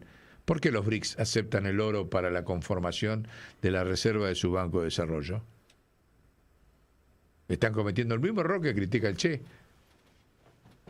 Y con eso se ponen un límite a la expansión del crédito hacia los países en desarrollo. Porque si vos vas a tenés que tener reservas en oro para entrar a los BRICS, y te van a dar una proporción de crédito de los BRICS para tu desarrollo en base al oro que pusiste, es lo mismo que el Fondo Monetario. ¿Qué cambia? No cambia nada. Nada más que no tienen el desgaste del imperialismo yanqui de 70 años de violencia. Dicen que va a ser win-win-win, usan palabras, viste, así, que todos ganamos, qué sé yo, pero acá tenés el límite. Sí, yo te ayudo a desarrollarte hasta ahí. Hasta donde la reserva de oro que hayas puesta. Y hay que ver también qué papel juega toda la moneda virtual que están tratando de que sea el intercambio entre los países que integran los BRICS, ¿no? Que no se basaría en el oro. Hay una jugada ahí que pasa por otro lado, parece. Sí, pero eso no lo frena China, porque tampoco está de acuerdo con las monedas virtuales China. Porque China dice las monedas virtuales no las pueden controlar el Estado, y tiene razón. Entonces se presta para todo tipo de economía, del narcotráfico, del delito y hace cualquier cosa.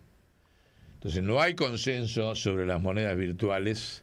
Sí, para un sistema común de pagos, claro, sin el dólar. Por eso decía, no, eso es otra cosa, pero es otra claro. cosa. Otra cosa es que a los Bitcoin, a las monedas claro, digitales que el Estado no controla, China dice no.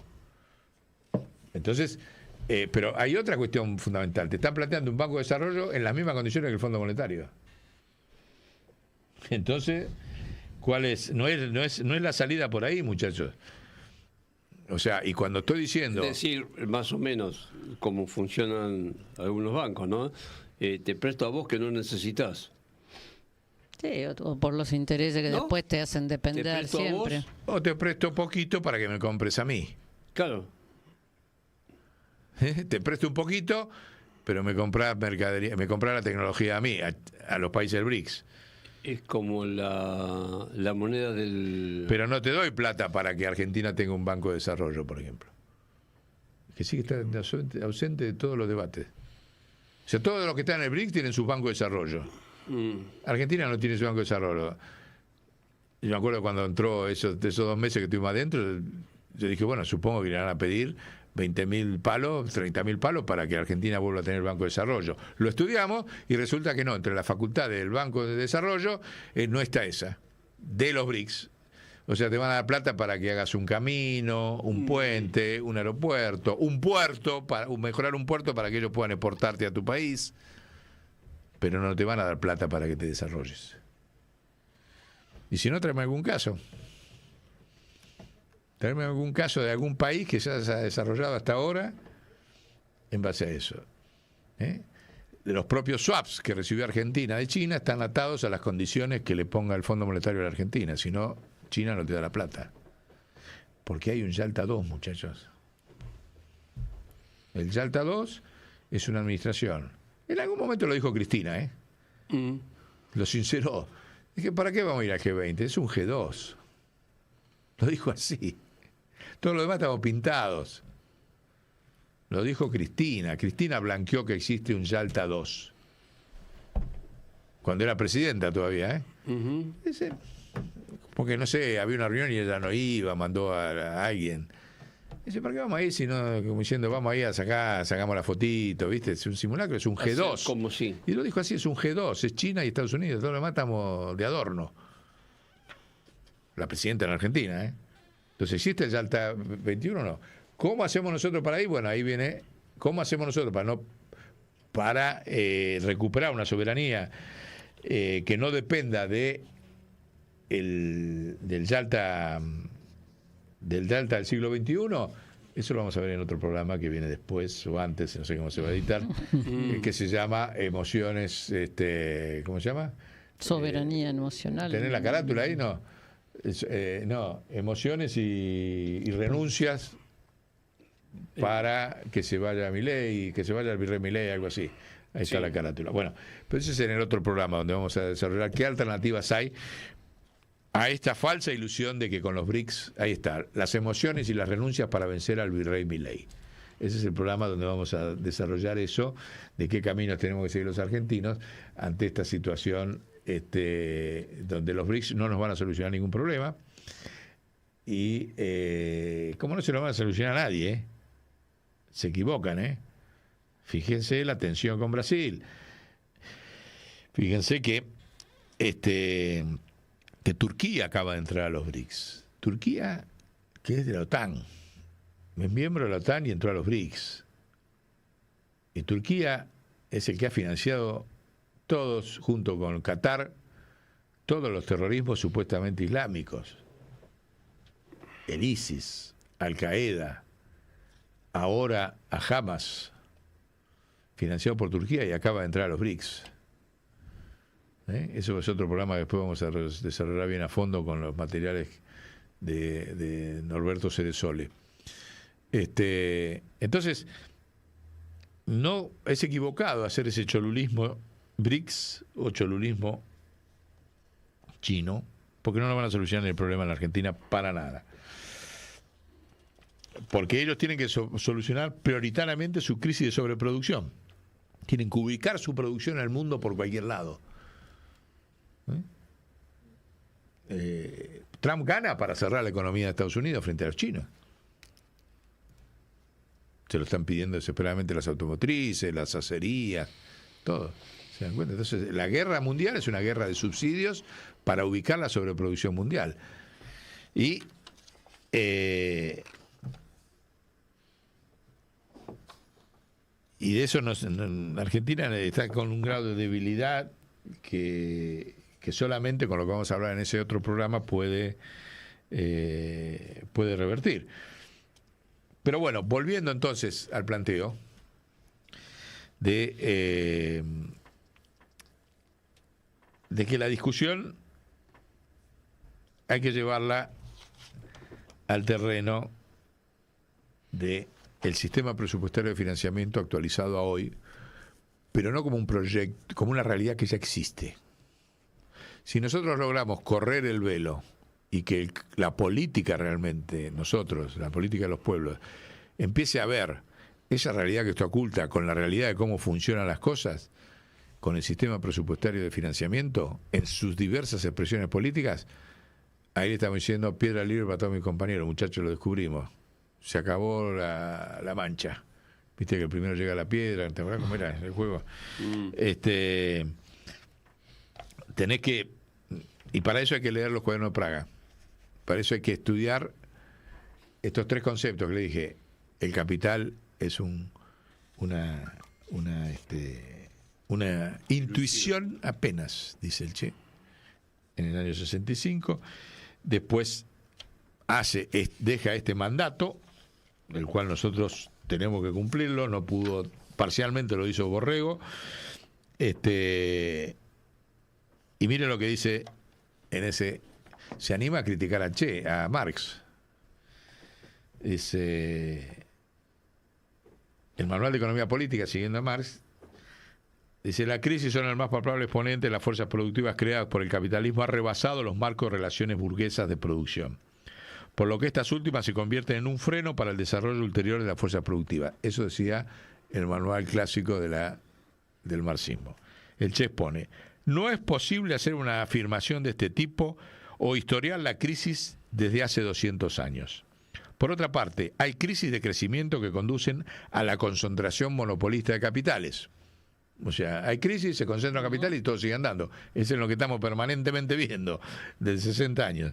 El problema es que la significación de la crisis, escuchen esto, no fue convenientemente estudiada por Marx y se ha seguido con las generalizaciones expuestas por él.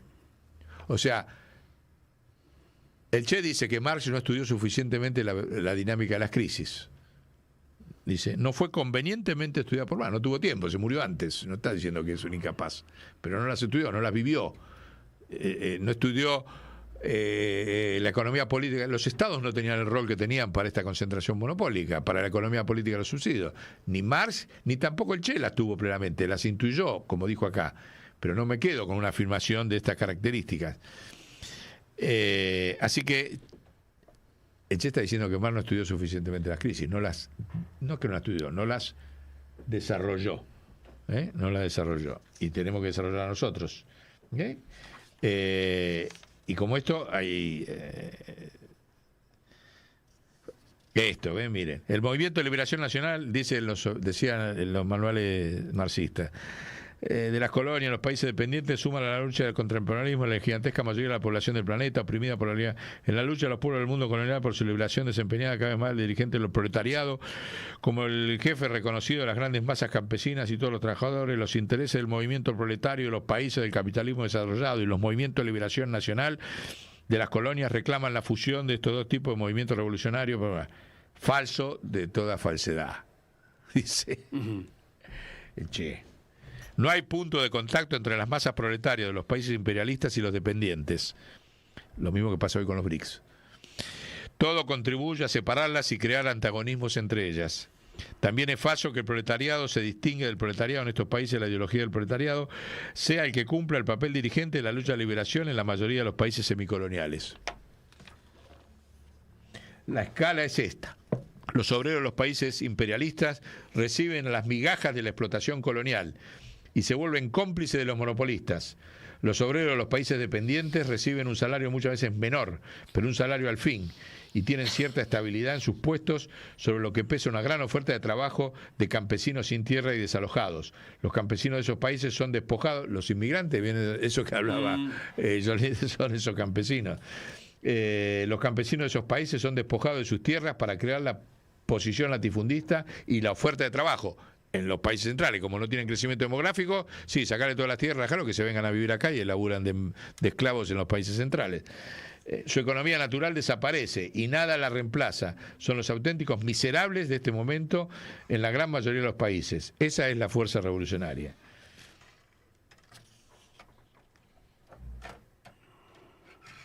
Bueno, entonces le rompió todos los mitos políticos, los científicos y los políticos, sobre la dinámica de la lucha mundial.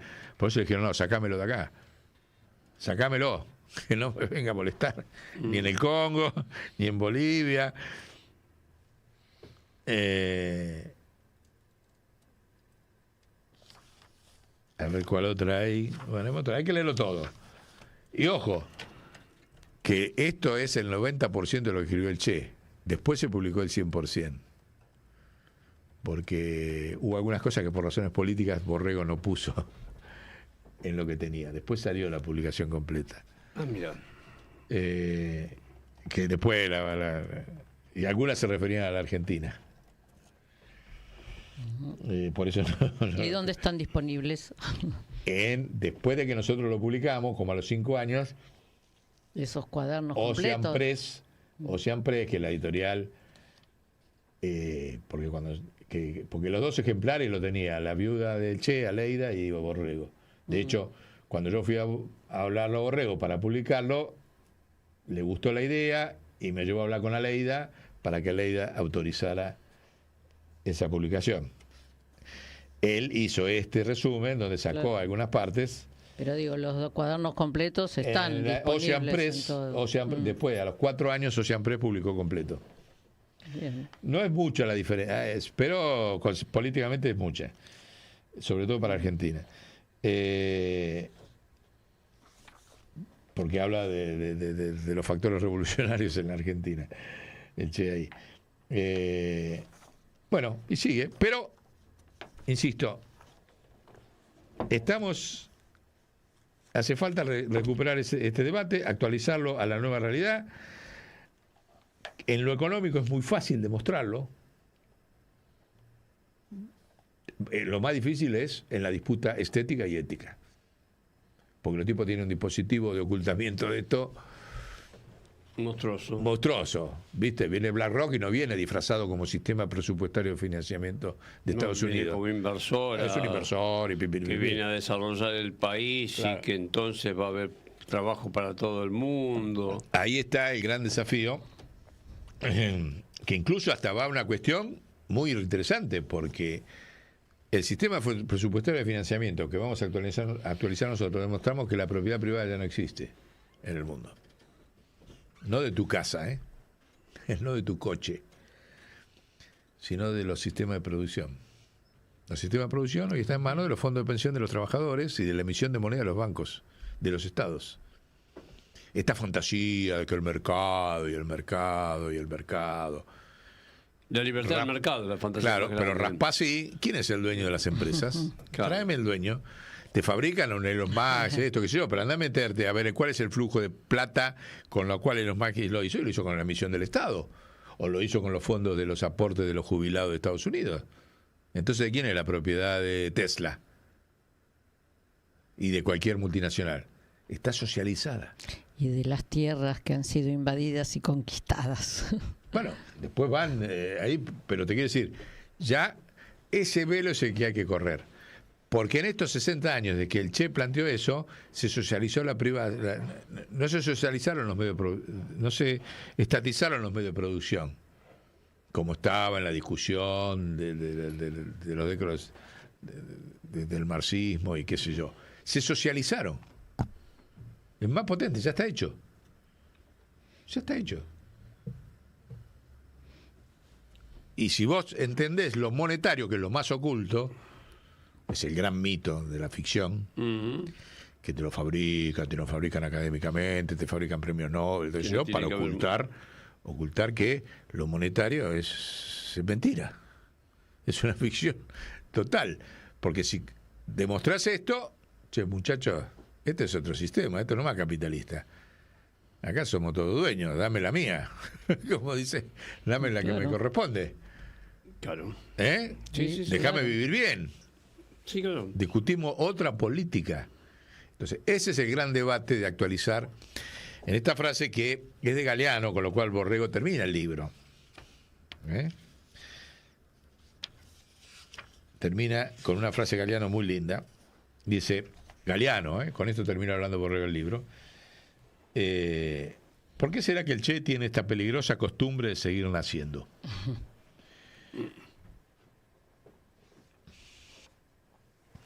Bueno, vamos a empezar con la emoción. Cuanto más lo insultan, lo manipulan, lo traicionan, más nace. Él es el más nacedor de todos. ¿No será porque el Che decía lo que pensaba y hacía lo que decía? ¿No será por eso que sigue siendo extraordinario en un mundo donde las palabras y los hechos muy rara vez se encuentran? Y cuando se encuentran, no se saludan porque no se reconocen. Hemos visto hace poquito momentos en que no se saludaban dos que se tendrían que saludar. Me estoy refiriendo a Cristina y Axel en el medio de la charla con Eve, ¿no? Con Estela. Celo. Pero más allá de lo local. Va a renacer con esto. Si nosotros corremos el velo con el sistema presupuestario de financiamiento, demostrando que eso ya existe, vuelve a renacer como una potencia total, para lo cual hay que reactualizar, traer de vuelta esas tres instancias de debate del año 63, del año 66 y de los cuadernos de Praga. No hay solución a los problemas del mundo sin los cuadernos de Praga actualizados. Así lo digo. ¿Por qué? Porque la esencia del planteo es moral en los cuadernos de Praga. Cuando él se pelea con la Unión Soviética, dice, no, los estímulos materiales es lo mismo del capitalismo, es lo mismo de siempre. Entonces el Che dice, si no hay un desarrollo de los estímulos morales que implican un salto cualitativo de la conciencia, no hay transformación, no hay avance civilizatorio, no hay revolución. Dice lo mismo que dijo Cristo, que dijo Confucio, que dijo Monseñor Pironio, miren lo que le digo, sobre el hombre nuevo. Así, dijo lo mismo. Hicieron un planteo moral frente a una crisis civilizatoria, hicieron un planteo moral superador. Los tres. ¿Qué es lo que hay que hacer? Y es lo que se viene ahora. Crisis civilizatoria, ¿qué hay que hacer? Por eso la carátula, pongamos la carátula de vuelta ahí. Por eso decimos, después de que estos tres, que van a fracasar los tres, va a fracasar Trump, Milei, Netanyahu, todo, el Che de Praga, que no es el guerrillero heroico, es el pensador heroico, el teórico heroico, actualizado. Por eso las caritas muy bien elegidas por la producción, le agradezco mucho a Alberto. No saludamos todavía a los dos. Volvió, está completo la Enterprise. La Enterprise. Esa carita, La yo le dije, tripulación. buscá, y se pone, buscamos ahí esa carita, viste, donde Muy amenazadora del Che. Sí, qué sé yo, pero riéndose con una ironía, como diciendo, muchachos, sí, esa carita de malos, ¿no? Porque los otros tres están con lo que son. Los espero, los estoy esperando. Vengan de a uno, vengan los tres, me los llevo puesto a los tres. Eso es lo que va a pasar. Eso es lo que va a pasar, porque como dice Galeano, renace. Es el más nacedor de todo. Y ahora van a nacer sobre una forma superadora a todas las que tuvo hasta ahora. Y nosotros nos vamos a encargar de eso, porque tenemos el mandato que se lo dio a Borrego, Borrego nos lo pasó a nosotros, y nosotros vamos por ahí, y están las condiciones. Y no lo vamos a hacer solo con el Che. Escucharon a quien dije, ¿no? Cristo hizo lo mismo, Confucio hizo lo mismo, y Monseñor Pironio, el obispo que quisieron matar en Mar del Plata, las 3A, la operación Cóndor. Monseñor Pironio agarró, fue el cristiano que más escribió sobre el hombre nuevo, tomándolo del Che, actualizándolo dentro del Evangelio. Esos libros tampoco aparecieron más, no se encuentran más, estamos yendo a la búsqueda. Nos dijeron que están todos en el seminario de Devoto, que hay que ir a buscarlos ahí. Mira. Pero no circulan más en ningún lado, no los encontrás. ¿Por qué? Porque el tipo unía al Che con Cristo, en el hombre nuevo, usaba ese era el término. Lo amenazaron y el Vaticano lo llevó. Fue el primer argentino candidato a ser papa. Y el Vaticano lo metió allá en el Vaticano, porque si no lo mataban como a Angelelli acá o a Monseñor Larraín. Bueno, también hay que refrontar esas ideas. Y bueno, un detalle que nosotros dijimos acá en la introducción. Este libro lo publicamos hace casi 25 años ya. El Che escribió todo esto sin conocer los Grundrisse de Marx. Los Grundrisse se publicaron por primera vez en alemán en el 68, porque estaban tirados en los archivos de la Unión Soviética y nadie le da bolilla porque era el capital. O sea, con los Grundrisse el Che hubiese hecho 18.000 críticas más al manual de economía política soviética. Y nosotros lo decimos ahí, ¿no? Decimos ahí varias cosas que, bueno, lamentablemente se dieron todas en estos 25 años. Una, por ejemplo, sobre la Argentina, pero dice después de que destruyeron a los 30.000 argentinos, destruyeron la burguesía nacional y el Estado a través de la deuda externa. Continuaron desarticulando las empresas estatales, el poder sindical, la moneda nacional y el complejo tecnológico. La próxima víctima del sistema es la clase media como clase económica. Situación que se va a extender a toda Latinoamérica en la primera década del milenio, si el Mercosur no logra su unidad monetaria. No lo logró, no se hizo. Cuando había líderes para hacerlo, no se hizo. Hoy no está en la agenda de ninguna de las cuestiones, ni de los BRICS, que la Argentina no está en la agenda de los BRICS que la Argentina tenga su moneda, que Latinoamérica tenga su moneda. El resultado de este proceso es el endeudamiento exponencial explosivo, público y privado, todo en el marco, bueno, eso seguimos con la Argentina, pero fíjese el pronóstico que hicimos, y se cumplió lamentablemente, el 29 de mayo del 2001, hace 24 años. Este proceso social desemboca en procesos revolucionarios de nuevo tipo, es lo que va a pasar ahora, pero no hay aún teorías revolucionarias adecuadas para conducir nuevas prácticas.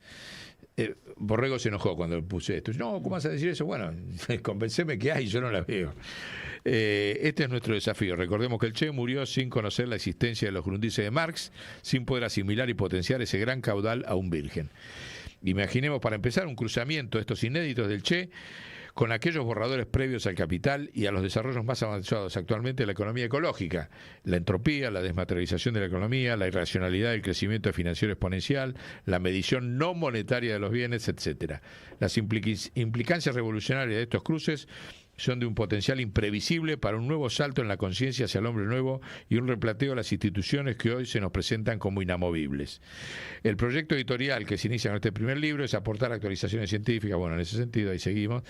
El último capítulo, titulado sutilmente El Retorno, permitirá abrir nuevas líneas de investigación sobre la historia de las luchas sociales del siglo XX, pero también permitirá establecer una nueva mirada sobre las relaciones entre el Che, Perón y el peronismo en el marco de la geopolítica de entonces, dominada por los acuerdos de Yalta.